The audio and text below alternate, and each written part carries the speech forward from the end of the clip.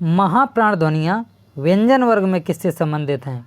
जैसा कि हमने पहले भाग में अल्प प्राण और महाप्राण दोनों को कवर किया था, आइए थोड़ा सा इसमें भी बता देते हैं अल्प प्राण और महाप्राण। अल्प प्राण मुख से कम वायु निकले, अल्प प्राण मुख से ज़्यादा वायु निकले या अधिक वायु निकले महाप्राण। हमने ये भी बताया था अल्प प्राण का खा गा घा अंगा ये सब लेकर के जो ज्ञा गयन तक जाते हैं ये सब किस में आते हैं? व्यंजन में आते हैं। तो का खा गा घा अंगा। और हमने ये बताया था अल्प प्राण और महाप्राण इन्हीं में से हमें छांटना होता है। तो मैंने बताया था पहला, तीसरा और पाँचवां ये हमारे अल्प प्राण हैं और बाकी जो बचे हमारे क्या हैं? महाप्राण हैं। तो दूसरा और चौथा खा और घा बचे ये हमारे क्या हैं? महाप्राण हैं। तो वहाँ पर ऑप्शंस में दिया होगा पहला, तीसरा और दूसरा, चौथा। तो आपको क्या लगाना? दूसरा और चौथा, ये हमारा राइट हो जाएगा, ये हमारा महाप्राण हो जाएगा।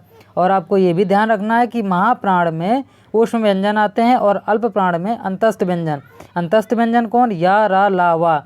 महाप्राण शा, खिटकोड़ा वाला शा और सा और हा ये आते हैं।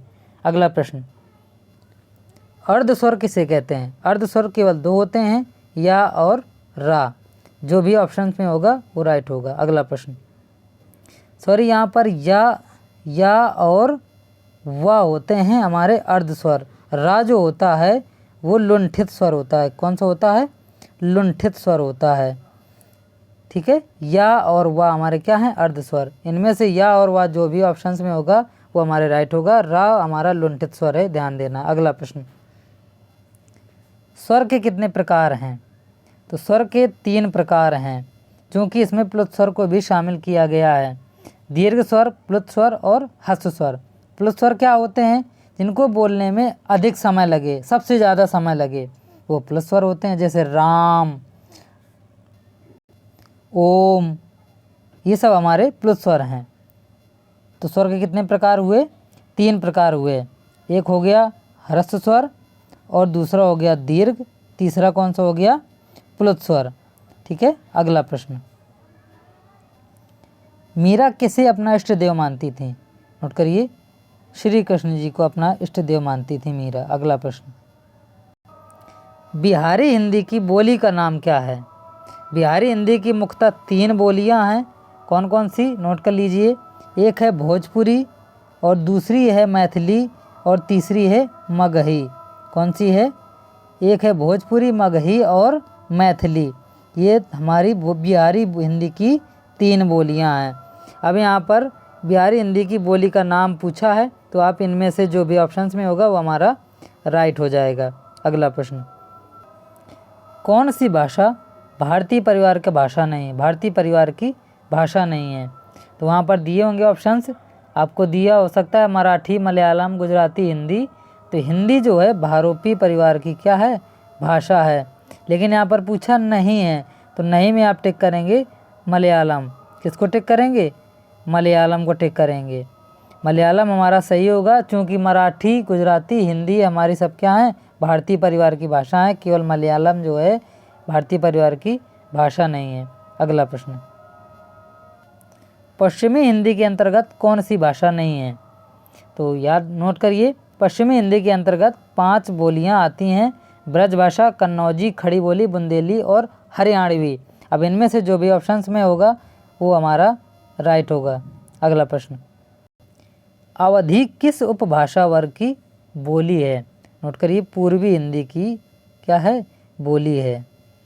पूर्वी हिंदी के अंतर्गत 3 बोलियां आती हैं, अवधी, बघेली और छत्तीसगढ़ी। अगला प्रश्न, विनय पत्रिका की भाषा कौन सी है? नोट करिए, ब्रज भाषा है। कौन सी है? ब्रज भाषा। अगला प्रश्न, ब्रज भाषा हिंदी के किस उपभाषा के अंतर्गत आती है? जैसा कि हमने बताया था कि पश्चिमी भाषा के अंतर्गत ये ब्रज भाषा आती है। पश्चिमी भाषा में 5 बोलियां हैं। कौन कौन सी? ब्रजभाषा, कन्नौजी, खड़ी बोली, बुंदेली और हरियाणवी। तो यहाँ पर कौन सा? पश्चिमी हिंदी राइट होगा हमारा। कौन सा? पश्चिमी हिंदी। अगला प्रश्न देखते हैं, ओ आओ किस प्रकार के वर्ण हैं? नोट करिए, कंठोष्ठ हैं। कौन से? कंठोष्ठ। ओ आओ जो हैं कंठोष्ठ से बोले जाते हैं। अगला प्रश्न, किस शब्द में र स्वर नहीं है। आपको वहाँ पर ऑप्शंस दिए होंगे, जैसे कृपा दिया होगा, कृष्ण दिया होगा, दृष्टि दिया होगा। एक जो है रा जिसमें स्वर नहीं है वो दिया होगा, जैसे आज।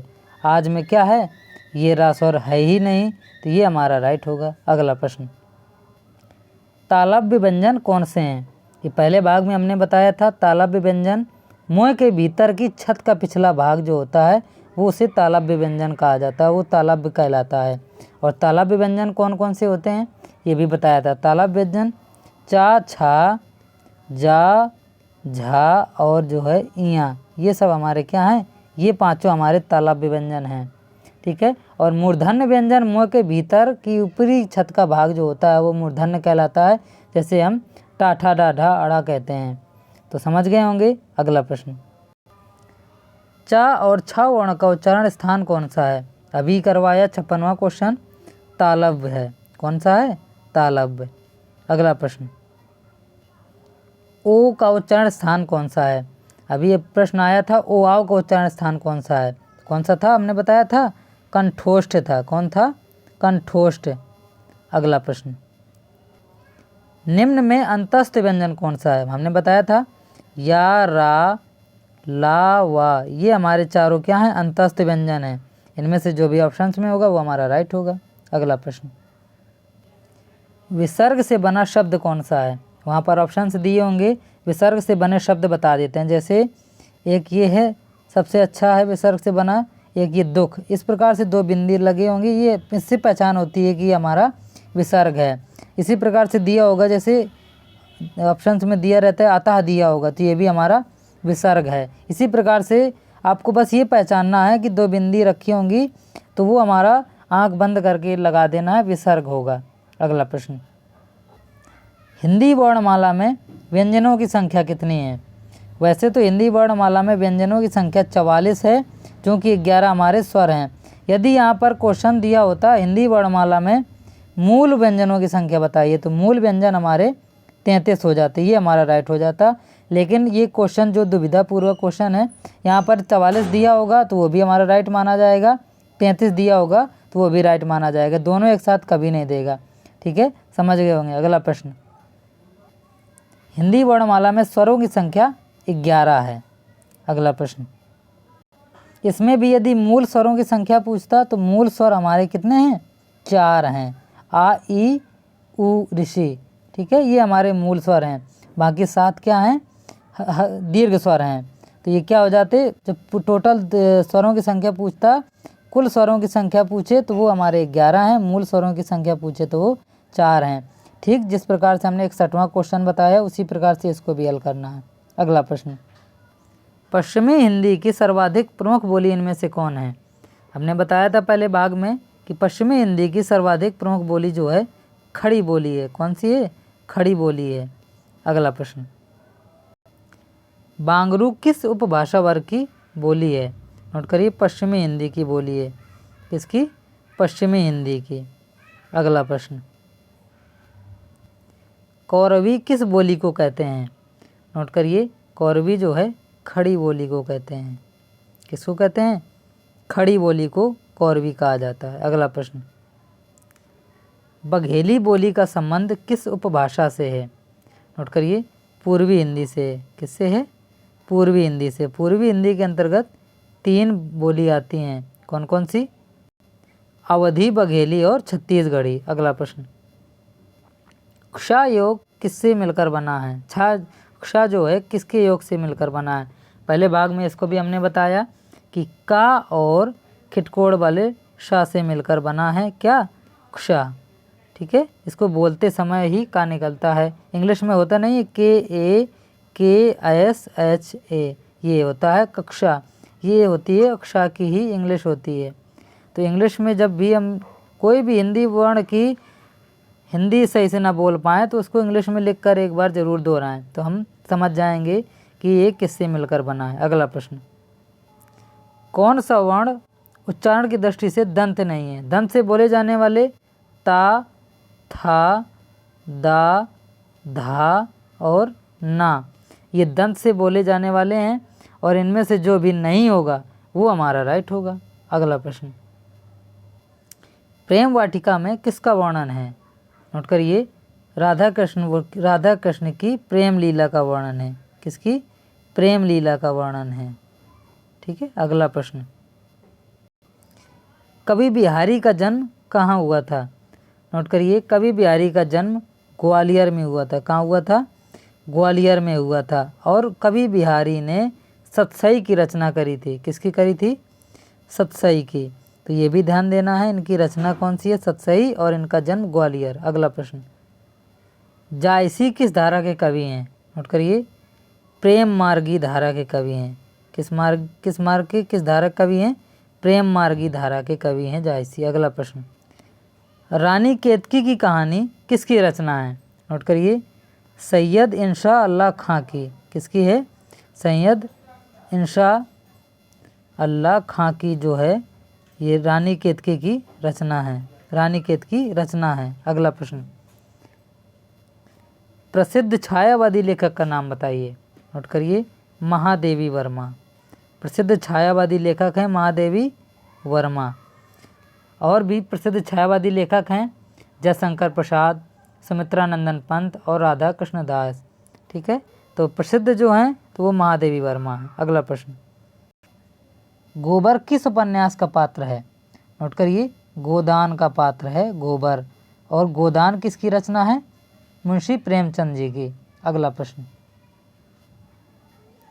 प्रेम सागर किसकी कृति है?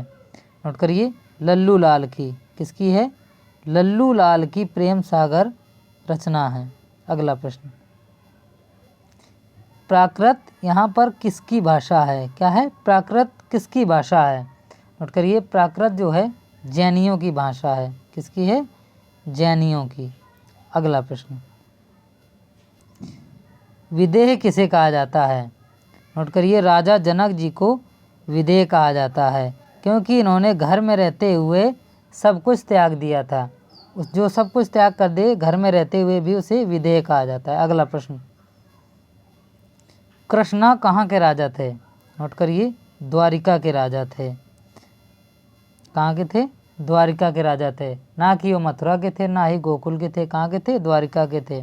बहुत से बच्चे गोकुल लगाते हैं या मथुरा लगाते हैं, मथुरा गोकुल नहीं होगा, यहाँ पर द्वारिका हमारा राइट होगा। अगला प्रश्न, हाँ एक बात और, जब वहाँ पर द्वारिका ना दिया हो, मथुरा दिया हो तो वो राइट होगा, या वहाँ पर मथुरा के अलावा मथुरा द्वारिका दोनों ना दिया हो, गोकुल दिया हो तो वो राइट होगा, क्योंकि इनको द्वारिका नरेश भी कहा जाता था। अगला प्रश्न, नीचे जल था ऊपर हिम था, एक तरल था एक सघन था, किसकी पंक्तियाँ हैं? नोट करिए, जयशंकर प्रसाद जी की रचना है। किसकी हैं पंक्तियाँ? जयशंकर प्रसाद की। अगला प्रश्न, हिंदी शब्द की उत्पत्ति फारसी प्रभाव के अंतर्गत किस शब्द से हुई है? नोट करिए, सिंधु शब्द से हुई है। किससे हुई है? सिंधु शब्द से। अगला प्रश्न, भोजपुरी बोली कहाँ बोली जाती है? भोजपुरी मुख्यतः बिहार राज्य के भोजपुर, छपरा, बक्सर, सिवान आदि जिलों में एवं उत्तर प्रदेश के बलिया, आजमगढ़, कुशीनगर, महाराजगंज, देवरिया, बनारस आदि में बोली जाती है। या हम यूँ कह सकते हैं, भोजपुरी बोली उत्तर प्रदेश में नेपाल की सीमा से लेकर दक्षिण में छोटा नागपुर तक बोली जाती है। उत्तर प्रदेश में ये मिर्ज़ापुर, वाराणसी, जौनपुर, फैजाबाद आदि ज़िले इसके पश्चिमी छोर तक तथा पटना, रांची इसकी पूर्वी सीमा तक कवर करती है भोजपुरी बोली। तो जो भी ऑप्शंस में होगा वो हमारा राइट होगा। अगला प्रश्न, विद्वान व्यक्ति पूज्य होते हैं में प्रयुक्त विशेषण कौन सा है? नोट करिए, गुणवाचक। कौन सा? गुणवाचक विशेषण है इसमें। अगला प्रश्न, महाभारत में पार्थ शब्द का प्रयोग किसके लिए किया गया? नोट करिए, अर्जुन के लिए किया गया था, जब श्री कृष्ण उनको बोलते हैं हे पार्थ रथ को आगे बढ़ाइए। अगला प्रश्न, बौद्ध भिक्षु का अर्थ क्या होता है? वहाँ पर ऑप्शंस में दिया होगा श्रवण, आपको दिया होगा श्रवण, और दिया होगा आपको श्रावण, एक और दिया, 4 ऑप्शंस मिलेंगे आपको। एक दिया होगा श्रमक, क्या दिया होगा? श्रमक, और दिया होगा एक श्रावक। तो यहाँ पर आप भ्रमित हो जाएंगे। बौद्ध भिक्षु का अर्थ होता है श्रमक। क्या होता है? श्रमक। ये हमारा राइट होगा। ना ही श्रवण होगा, ना ही श्रावण होगा और ना ही श्रावक होगा। शमक हमारा राइट होगा। अगला प्रश्न, कौन्तेय किसे कहा जाता है? यहाँ पर बता दें कौन्तेय का आशय ये है कि ये कुंती के पुत्र है, कुंती के पुत्र हैं, तो कौन्तेय किसे कहा गया था? अर्जुन को। वहाँ पर नाम भी दिए होंगे, अर्जुन जो भी कुंती के पुत्र होंगे उनके नाम होंगे, तो यहाँ पर उनमें से एक ऑप्शन होगा अर्जुन। अगला प्रश्न, विद्वान शब्द का स्त्रीलिंग क्या होगा? नोट करिए, विदुषी। क्या होगा? विदुषी। अगला प्रश्न, अंधायुग किसकी रचना है? नोट करिए, धर्मवीर भारती की रचना है अंधायुग। किसकी है? धर्मवीर भारती की। और धर्मवीर भारती की एक और रचना है, वो आप कमेंट बॉक्स में कमेंट करके बताइए धर्मवीर भारती की रचना कौन सी है। बता दें, गुनाहों का देवता धर्मवीर भारती की रचना है। अगला प्रश्न, राष्ट्र कवि किसे कहा जाता है? नोट करिए, मैथिली शरण गुप्त जी को राष्ट्र कवि कहा जाता है। किसे कहा जाता है? मैथिली शरण गुप्त जी को।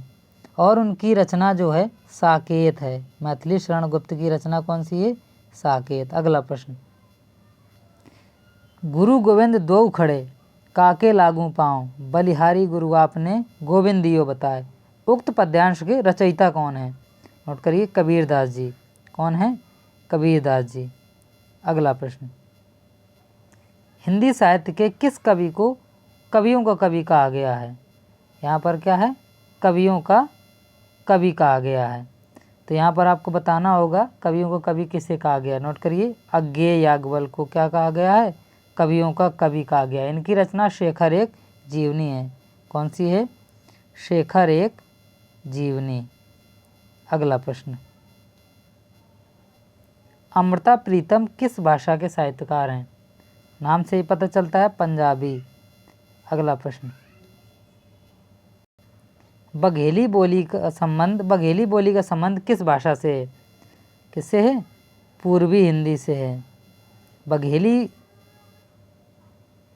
जो है पूर्वी हिंदी के अंतर्गत आती है।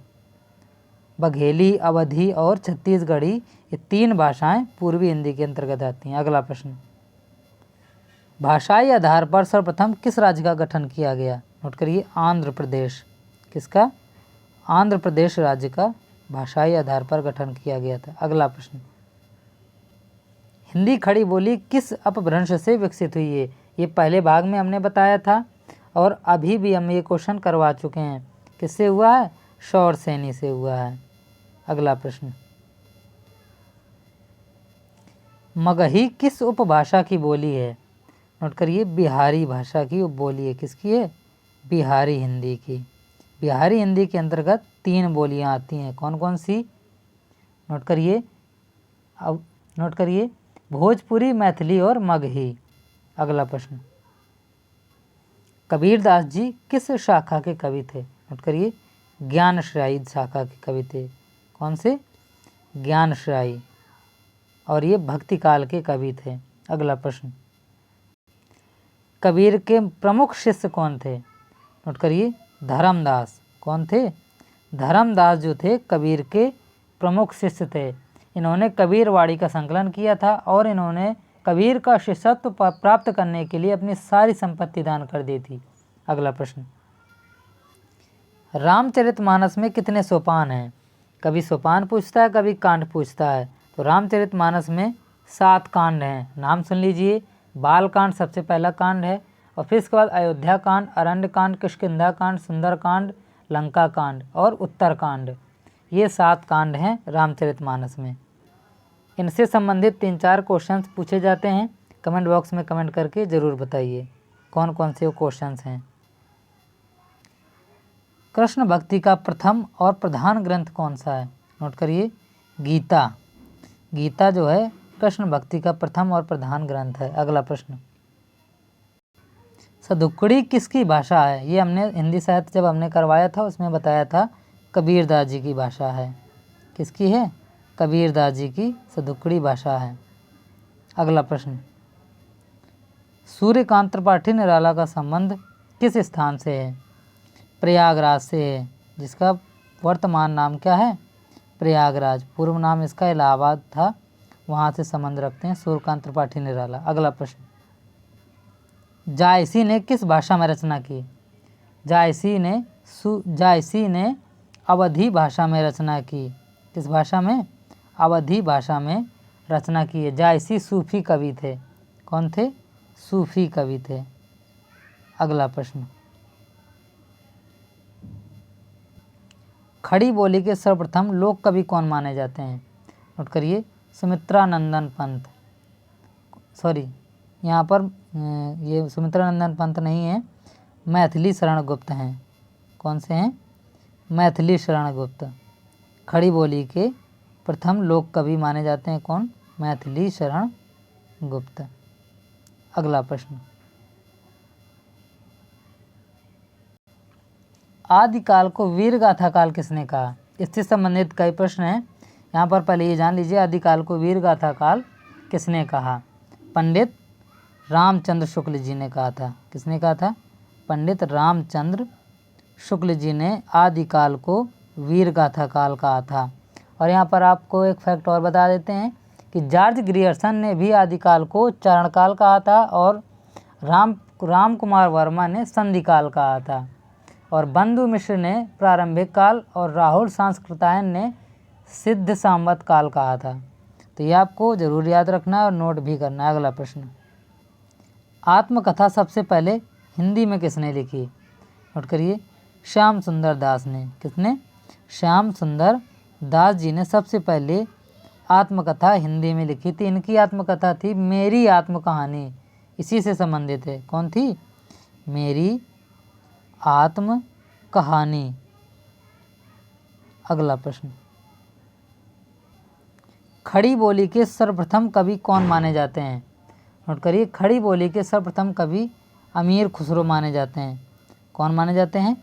अमीर खुसरो माने जाते हैं। और ये हिंदी ही नहीं बल्कि उर्दू के भी सर्वप्रथम कवि माने जाते हैं। अब आइए जानते हैं अमीर खुसरो के बारे में थोड़ा सा। अमीर खुसरो का जन्म 1254 ईस्वी में हुआ था। कब हुआ था? 1254 ईस्वी में उत्तर प्रदेश के एटा जिले के पटियाली गांव में हुआ था। इनका वास्तविक नाम अब्दुल हसन था। क्या था? अब्दुल हसन। अगला प्रश्न, गुरुमुखी किस भाषा की लिपि है? नोट करिए, पंजाबी भाषा की लिपि है। अगला प्रश्न, अवधी शब्द का अर्थ क्या है? नोट करिए, अवध की भाषा से है। किसका है अवधी शब्द का अर्थ? अवध की भाषा। अगला प्रश्न, सूर्यकांत त्रिपाठी निराला को कैसा कवि माना जाता है? नोट करिए, क्रांतिकारी कवि माना जाता है। कैसा कवि? क्रांतिकारी कवि माना जाता है, क्योंकि बादल राग कविता में उनके क्रांतिकारी व्यक्तित्व का प्रस्फुटन हुआ था, तो इसलिए उनको क्रांतिकारी कवि माना जाता है। अगला प्रश्न, हिंदी भाषा की बोलियों के वर्गीकरण के आधार पर छत्तीसगढ़ी बोली है पूर्वी हिंदी। कौन सी है? पूर्वी हिंदी। अवधी, बघेली और छत्तीसगढ़ी आते हैं, 3 हिंदी आती हैं, 3 बोली आती हैं पूर्वी हिंदी के अंतर्गत। अगला प्रश्न, वर्तमान हिंदी का प्रचलित रूप है? नोट करिए, खड़ी बोली। कौन सी? खड़ी बोली। खड़ी बोली ही वर्तमान में बोली जाती है। अगला प्रश्न, हिंदी भाषा किस लिपि में लिखी जाती है? नोट करिए, देवनागरी। देवनागरी लिपि में हिंदी भाषा लिखी जाती है। अगला प्रश्न, ज़्यादातर भारतीय भाषाओं के विकास किस लिपि से हुआ है? नोट करिए, ब्राह्मी लिपि से हुआ है। किससे हुआ है? ब्राह्मी लिपि से हुआ है। अगला प्रश्न, भारत का शेक्सपियर किसे कहा जाता है? नोट करिए, कालिदास को कहा जाता है। किसे कहा जाता है?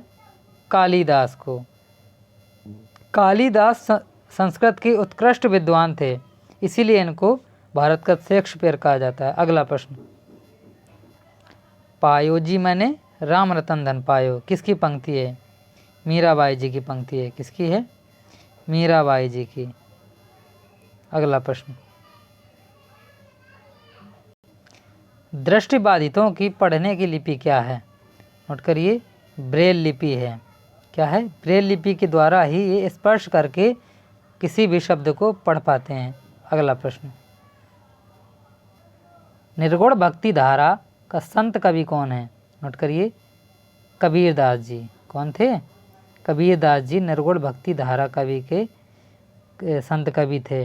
और ये भक्तिकाल और ग्रांशयाई मार्ग के ही कवि कहलाते हैं, दोनों के कवि कहलाते हैं, ग्रांशयाई के और भक्तिकाल के निर्गुण भक्ति धारा संत कहलाते हैं। अगला प्रश्न, पाली किस धर्म की भाषा है? नोट करिए, बौद्ध धर्म की भाषा है पाली। अगला प्रश्न, मानक हिंदी से क्या तात्पर्य है? हमने जब हिंदी साहित्य का जब पहला भाग करवाया था तो उसमें हमने बताया था मानक हिंदी से तात्पर्य। मानक हिंदी हमेशा खड़ी बोली में ही बोली जाती है। इसका तात्पर्य ये है कि जो आदर्श भाषा है, जो सभी को अच्छी लगती है, उसे मानक हिंदी कहा जाता है। तो यहाँ पर हम लिखेंगे कि आदर्श के रूप में हिंदी का स्वीकार रूप मानक हिंदी के अंतर्गत आता है। अगला प्रश्न, मराठी और नेपाली किस लिपि में लिखी जाती है? नोट करिए, देवनागरी लिपि में लिखी जाती है। किस लिपि में? देवनागरी लिपि में लिखी जाती है मराठी और नेपाली। और ये भी माना जाता है कि संस्कृत, हिंदी, कोंकणी, मगही, भोजपुरी, मैथिली आदि की उत्पत्ति भी देवनागरी लिपि से ही हुई है। अगला प्रश्न, कौन सी भाषा संस्कृत भाषा की अपभ्रंश है? नोट करिए, पाली भाषा। पाली बौद्धों की भाषा है और ये संस्कृत भाषा की अपभ्रंश है। अगला प्रश्न, कौन सी भाषा देवनागरी लिपि में लिखी जाती है? तो अभी हमने बताया कि मराठी भी लिखी जाती है, हिंदी भी लिखी जाती है, भोजपुरी भी लिखी जाती है, संस्कृति भी लिखी जाती है, कोंकणी भी लिखी जाती है, मगही भी लिखी जाती है। ये सभी देवनागरी लिपि में लिखी जाती हैं। अगला प्रश्न, तो जो भी ऑप्शंस में होगा वो हमारा राइट होगा। भाषा में अभिव्यक्ति के कितने रूप हैं? अभिव्यक्ति मतलब किस प्रकार से हम भाषा को, कितने तरीक़ों से हम भाषा को दर्शाते हैं। 3 प्रकार से हम दर्शाते हैं। एक तो लिखना हुआ, और एक हुआ मौखिक जो हम बोलते हैं, तीसरा हुआ सांकेतिक भाषा में जो हम इंडिकेट करते हैं। अगला प्रश्न, भारतवर्ष में हिंदी को आप किस वर्ग में रखेंगे? नोट करिए, राजभाषा में ही रखेंगे। किस में रखेंगे? राजभाषा में ही रखेंगे। अगला प्रश्न, भारत में सर्वाधिक खड़ी बोली वाली भाषा कौन सी है? नोट करिए, हिंदी। हिंदी ही एक ऐसी भाषा है जो सर्वाधिक खड़ी बोली में बोली जाती है। अगला प्रश्न, कौन सी भाषा संस्कृत भाषा की अपभ्रंश है? अभी हमने क्वेश्चन करवाया था कि पाली भाषा की अपभ्रंश जो है संस्कृत भाषा है, और पाली जो है बौद्धों की भाषा है। किसकी है? बौद्धों की भाषा है। पाली भारत की प्रथम देशज भाषा भी है और इसे सबसे पुरानी प्राकृत भाषा भी कहते हैं। अगला प्रश्न, हिंदी किस भाषा का परिवार है? नोट करिए, भारोपीय भाषा का परिवार है। कौन सी? भारोपीय भाषा। अगला प्रश्न, अंतिम प्रश्न है, हिंदी नवजागरण के अग्रदूत कौन कहे जाते हैं? नोट करिए, भारतेंदु हरिश्चंद्र। भारतेंदु हरिश्चंद्र को हिंदी नवजागरण का अग्रदूत कहा जाता है। तो ये थे हमारे 128 प्रश्न। यदि वीडियो अच्छा लगा हो तो वीडियो को लाइक, शेयर, सब्सक्राइब तथा कमेंट बॉक्स में जाकर कमेंट जरूर करें। अगला हम आगे शुद्ध वर्तनी से लेकर जितने भी प्रश्न हैं वो अब वीडियो लेकर आएंगे। धन्यवाद।